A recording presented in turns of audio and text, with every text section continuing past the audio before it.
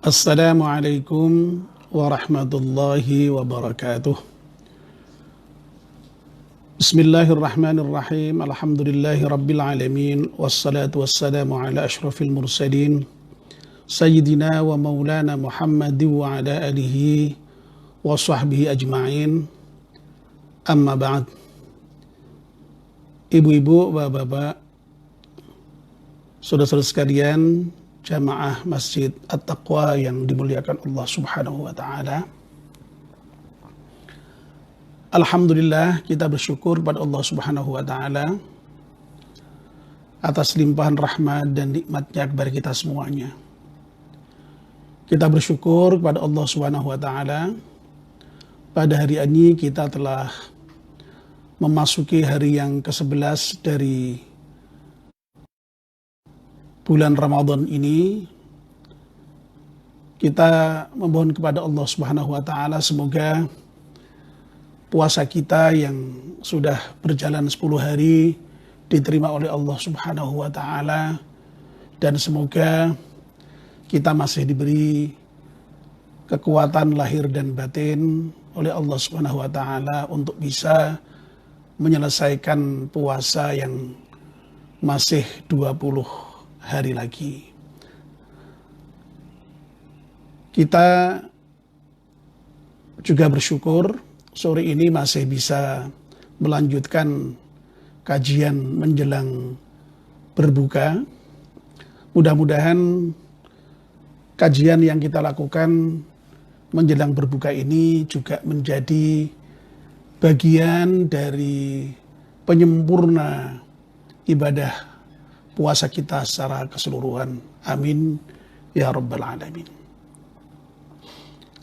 Sore hari ini kita masih melanjutkan kajian kita tentang kitab Nashihul Ibad ini, dan sore ini kita akan memasuki makalah yang ke-19 ya. Kemarin kita berturut-turut 4 kali pertemuan menyelesaikan makalah yang ke-18. Mari kita mulai kajian kita dengan berdoa bersama-sama. Bismillahirrahmanirrahim. Raditu billahi rabba wa bil islami dina wa bi Muhammadin nabiyya wa rasula. Rabbi zidni ilman nafi'a warzuqni fahma wa hukma wa alhiqni bis salihin. Amin. Wal maqalatu tasi'ata asyarata, dan makalah yang ke-19. Auha ila ba'dil anbiya'i, Allah mewahyukan kepada sebagian para nabi, ati'ni, taatlah engkau kepadaku, fima, di dalam perkara, amartuka, yang aku perintahkan kepadamu, wala ta'sini, dan jangan kalian bermaksiat kepadaku, durhaka kepadaku, fima, di dalam perkara, nasahtuka, yang aku nasihatkan kepadamu. Nah, Imam Nawawi kemudian memberikan penjelasan di dalam kitab ini terhadap makalah yang ke-19 tadi itu. Ini penjelasannya cukup singkat ya, tidak seperti makalah kemarin yang sangat panjang lebar ya. Penjelasannya, ai fima da'autuka ila ma fihi salah wa nahaituka amma fihi fasad. Yang dimaksud dengan fima amartuka dan fima nasahtuka ya, hal-hal yang perintahkan oleh Allah terhadap para nabi itu, dan juga dalam hal-hal yang dinasihatkan oleh Allah kepada para nabi itu adalah fima da'autuka, di dalam hal atau perkara da'autuka yang aku mengajak kalian ila ma fihi salahu, kepada hal-hal atau perkara-perkara yang di dalamnya terdapat kebaikan. As-salah. Wa nahaituka amma fihil fasad. Wa nahaituka, dan aku melarangmu, amma, dari hal-hal fihi al-fasad, yang di dalamnya terdapat kerusakan. Jadi di dalam makalah yang ke-19 ini Allah sudah mewahyukan kepada sebagian nabi untuk taat kepada Allah di dalam hal-hal yang diperintahkan dan tidak maksiat di dalam hal-hal yang dinasihatkan. Nah, maksudnya adalah di dalam hal-hal yang Allah mengajak kepada hal itu yang di dalamnya ada kebaikan. Ya. Jadi apa-apa yang diperintahkan Allah itu pasti, ya, di dalam apa yang diperintahkan Allah itu ada kebaikan. Ya. Tidak mungkin hal yang diperintahkan Allah itu buruk atau membawa kerusakan, tidak mungkin. Ya. Salat, ya, misalnya itu diperintahkan Allah, ya, ya, supaya baik manusia itu. Nah, misalnya dengan sholat itu bisa menenteramkan hati. Karena apa? Karena ala bidzikrillah tatmainnul qulub. Ya, zikir kepada Allah itu bisa menenteramkan hati. Dan sholat itu juga merupakan zikir kepada Allah. Aqimis salata li dzikri, didirikan sholat untuk zikir kepadaku. Jadi ada kebaikan. Jadi dalam yang diperintahkan sholat itu ada kebaikan. Ya. Apalagi sholat itu dahului dengan wudhu. Wudhu itu harus membersihkan diri dari semua hadas, ya, ya, mencuci tangan, ya, memasukkan air ke hidung, berkumur, ya. Itu semua, ternyata dalam konteks sekarang ini, misalnya virus corona ini sangat luar biasa itu manfaatnya. Ya. Dan manfaat yang lain banyak sekali, sholat. Ya. Termasuk puasa, ya. Puasa ini manfaatnya luar biasa, ya.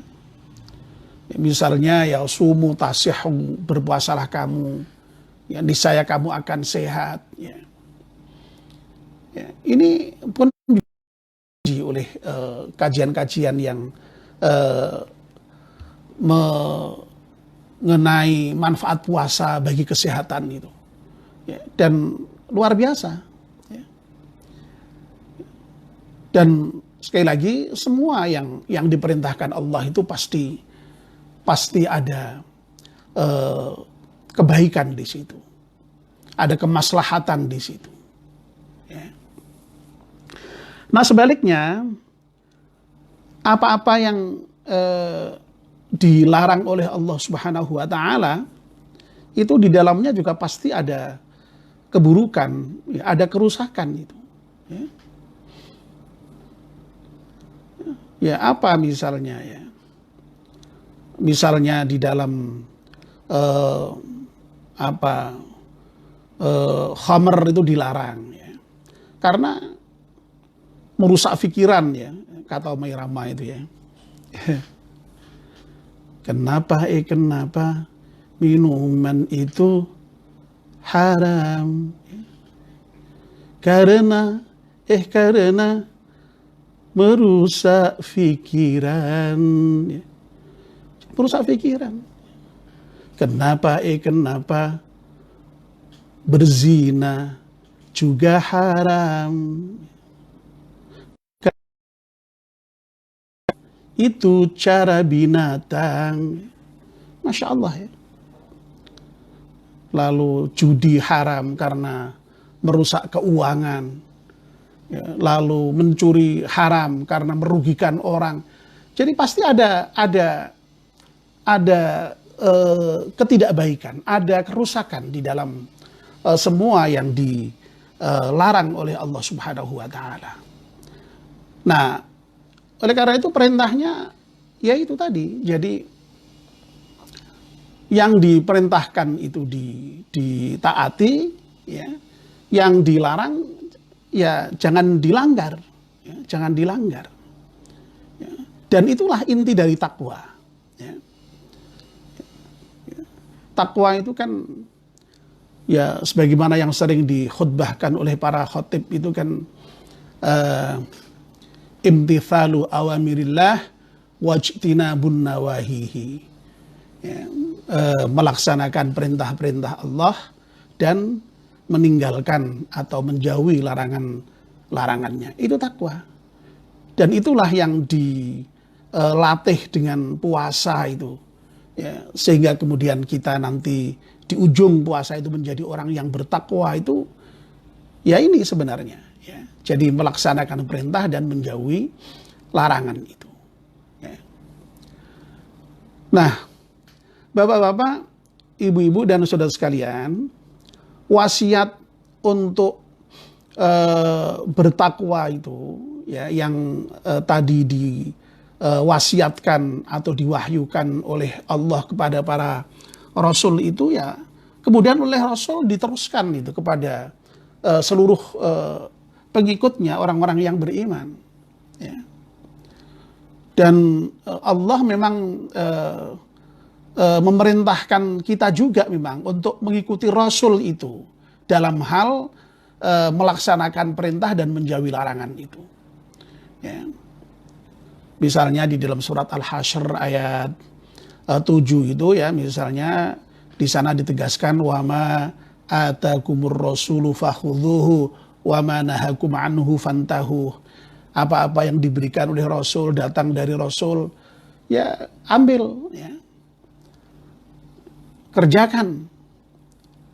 Dan apa-apa yang rasul cegah, ya fantahu, ya. Jauhi, hindari. Jangan dilanggar. Ya, jangan terjang, ya. Jadi ini sekali lagi itulah sebenarnya inti dari bertakwa itu, imtithalu awamirillah wajtinabun nawahi, melaksanakan perintah Allah dan menjauhi larangannya, ya. Dan dalam hal bertakwa ini kita dituntut untuk bersungguh-sungguh, ya. Makanya khatib di dalam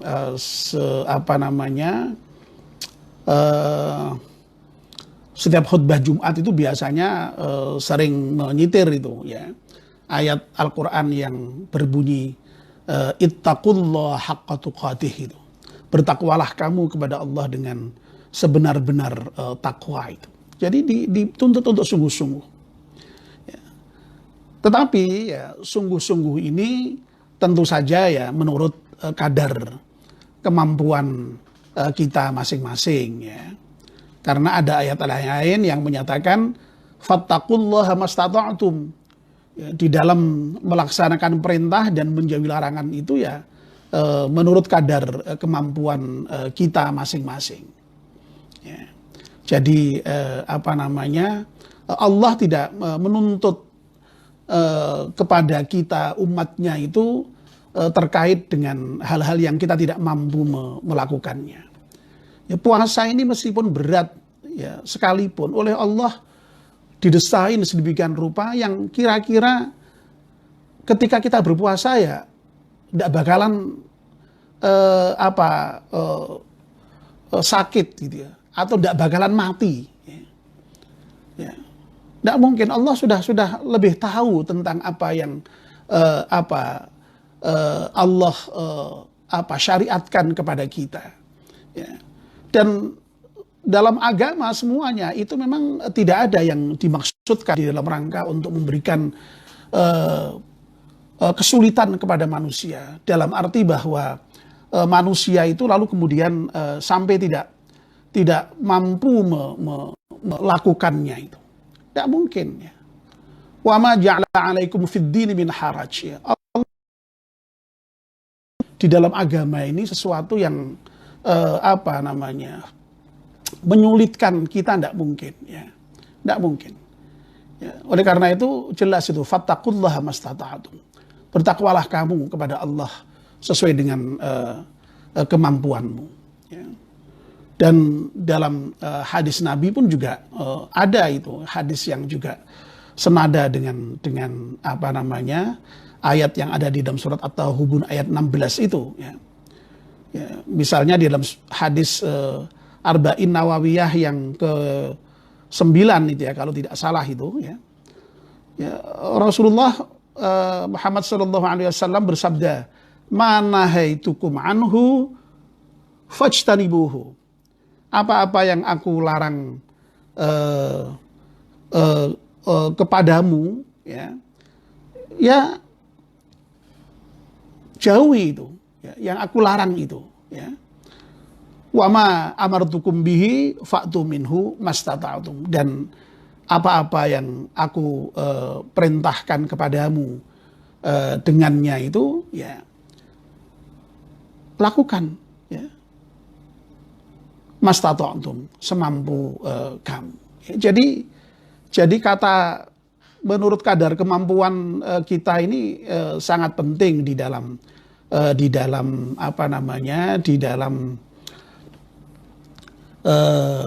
ajaran Islam, di dalam hukum-hukum Islam. Ya. Jadi tidak mungkin Allah itu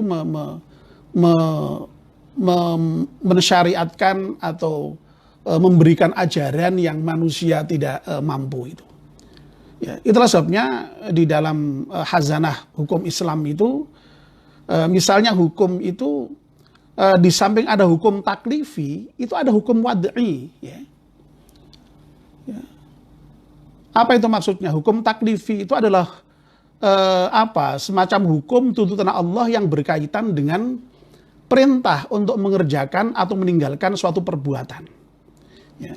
Jadi hukum yang dibebankan oleh Allah kepada orang Islam yang mukallaf itu. Ya. Ya. Nah ini, tuntutan itu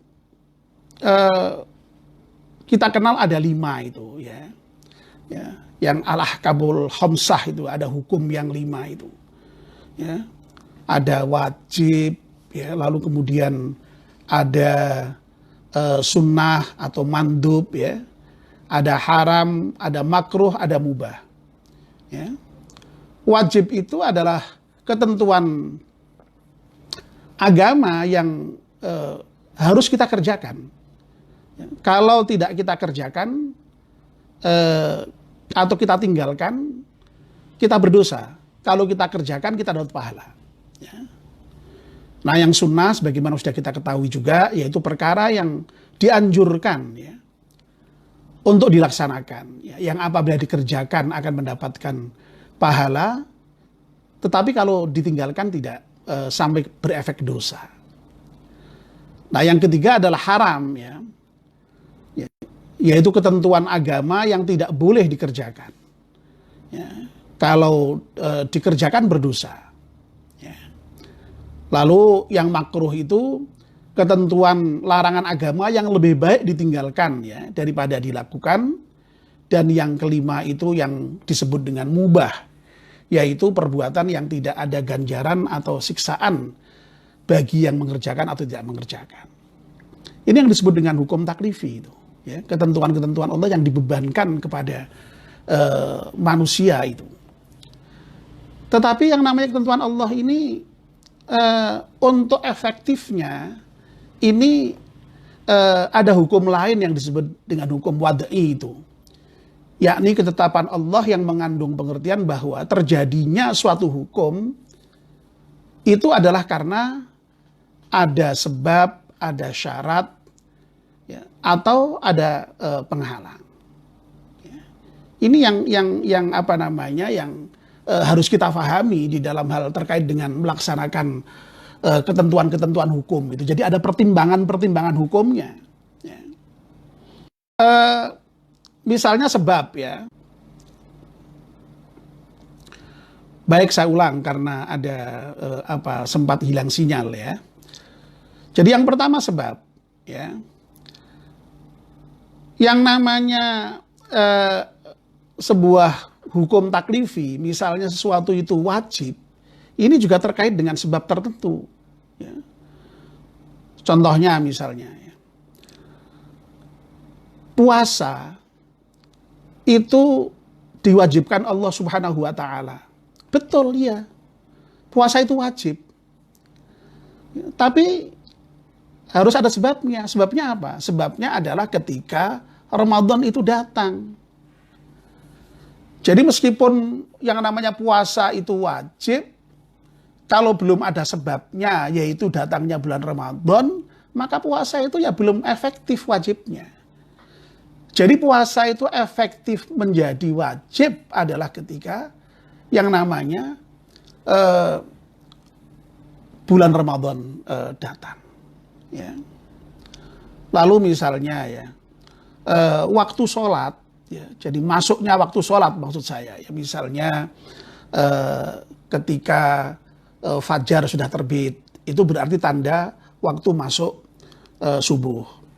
Ya, itu berarti menjadi sebab efektifnya sholat subuh.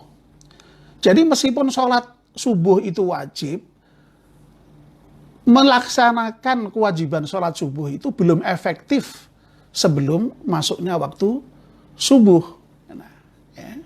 Demikian pula masuknya waktu zuhur, masuknya waktu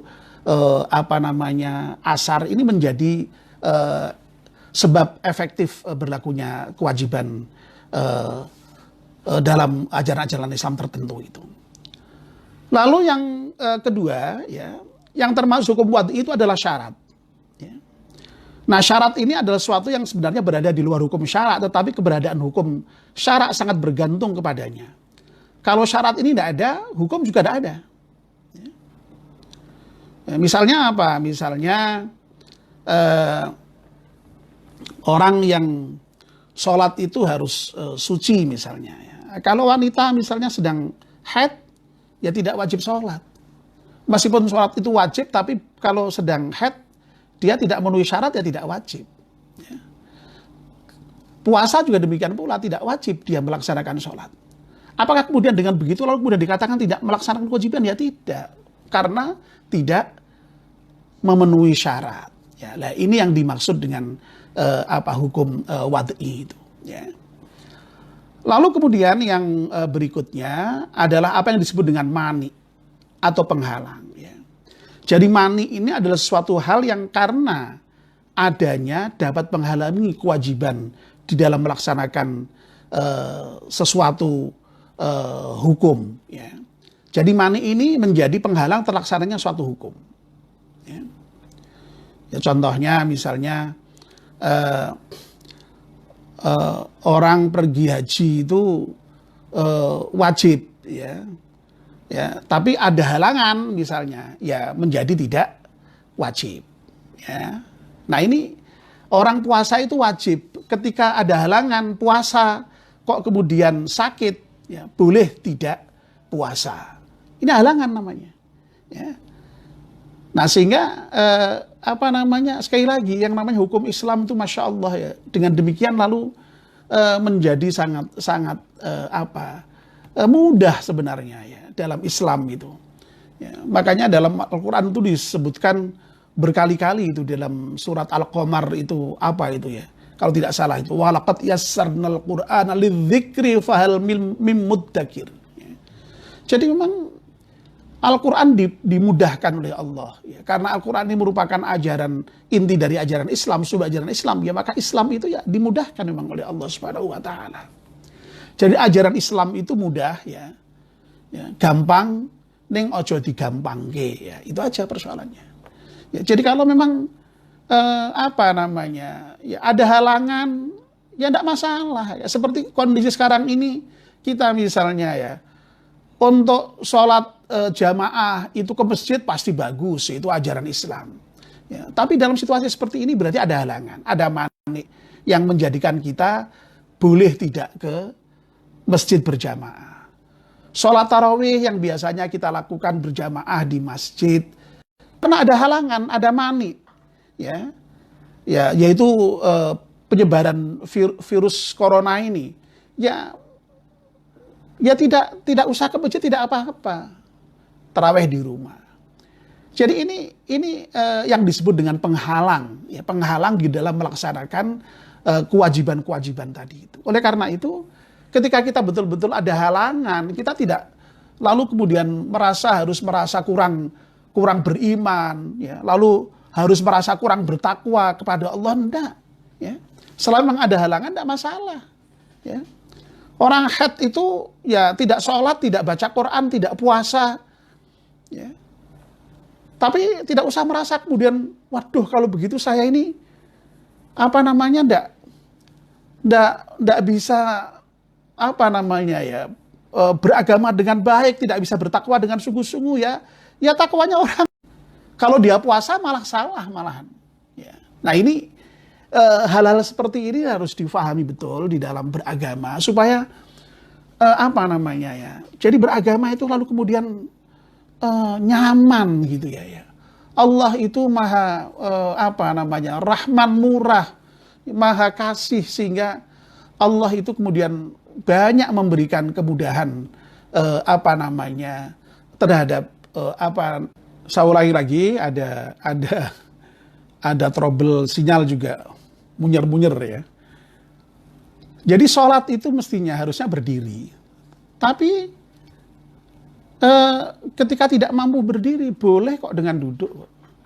Tidak mampu duduk, boleh dengan tidur mereng. Tidak mampu tidur mereng, boleh dengan tidur telentang. Bahkan tidak mampu tidur telentang sekalipun, boleh dengan isyarat. Nah kalau sudah dengan isyarat aja tidak mampu, ya sudah, ya berarti memang sudah waktunya untuk disolati. Ya. Jadi simpel sekali Islam itu. Puasa wajib, tapi bagi yang tidak ada halangan. Tapi bagi yang berhalangan juga tidak diwajibkan untuk puasa. Nah jadi sekali lagi, disinilah makna kita diminta untuk bertakwa kepada Allah itu dengan sekuat kemampuan kita. Tapi ya jangan ngeles ya. Nah, ini ngeles lain lagi persoalannya ya. Jadi ini kemampuan ini ya betul-betul usaha yang dilakukan dengan sungguh-sungguh juga sampai batas kemampuan kita. Dan Allah sudah mengatur kita, memang Allah tidak akan membebani kita di luar kemampuan kita. Jadi prinsipnya sekali lagi kita diminta oleh agama ini untuk meninggalkan larangan dan menjalankan perintah dengan sungguh-sungguh, dan kesungguhan itu ya menurut kadar kemampuan kita.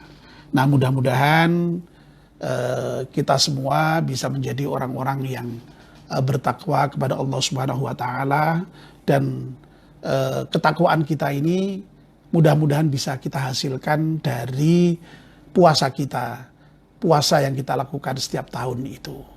Amin ya Rabbal Alamin. Kurang lebihnya mohon maaf. Mari kita akhiri kajian sore ini dengan berdoa bersama-sama. Bismillahirrahmanirrahim. Wal asri innal insana lafi khusrin illa alladhina amanu wa amilus salihati wa tawassaw bil haqqi wa tawassaw bis sabr. Subhanakallahumma wa bihamdika asyhadu an la ilaha illa anta astaghfiruka wa atubu ilaik. Wassalamualaikum warahmatullahi wabarakatuh.